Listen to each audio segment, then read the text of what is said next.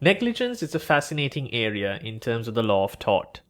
The easiest way to understand negligence is that you need to get through 4 specific hurdles, namely duty of care, breach, causation, and remoteness. Consider these as being 4 specific walls by which you have to surmount in order to achieve the ultimate objective of a claim.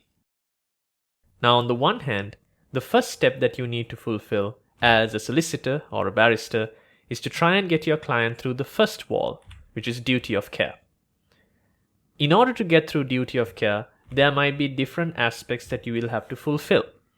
On the one hand, you might need to look at whether there was foreseeability, proximity, and whether it was just and reasonable to impose duty on the defendant. You might have to look at your own client or the claimant himself to consider whether the claim is in relation to the claimant being a primary or a secondary victim. Is it merely injury or death, or simply that of psychiatric injury? Whether the ultimate harm is economic in nature or that of the integrity of the person. You might also have to consider policy aspects, such as whether the defendant perhaps is falling into the category of a special group, such as emergency services, police, law enforcement, and so on. If you are able to tackle the first wall, the next step is to try and maneuver yourself onto the second wall, namely that of breach. Much like duty of care, there might be different aspects that might help you surmount this particular hurdle as well, or this particular wall.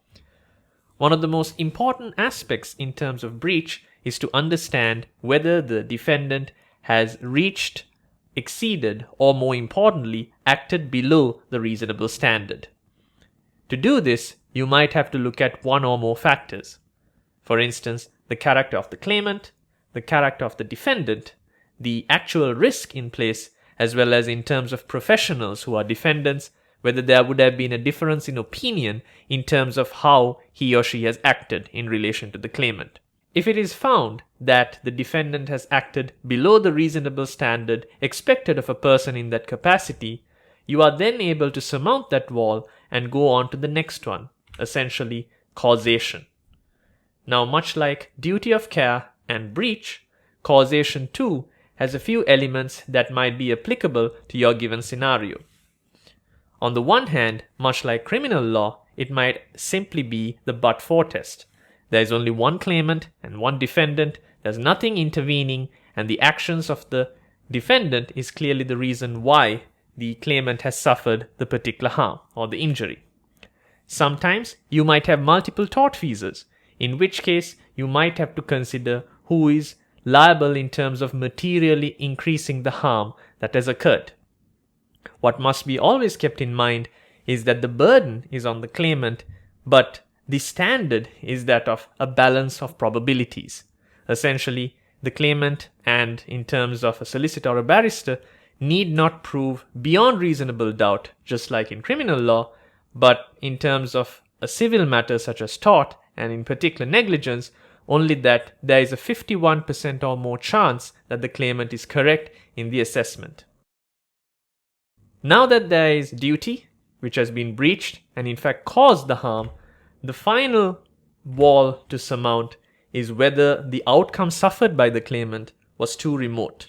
Whilst duty amounts to the foreseeability that the defendant can foresee that he would impact the claimant, remoteness, on the other hand, is whether the outcome suffered is foreseeable.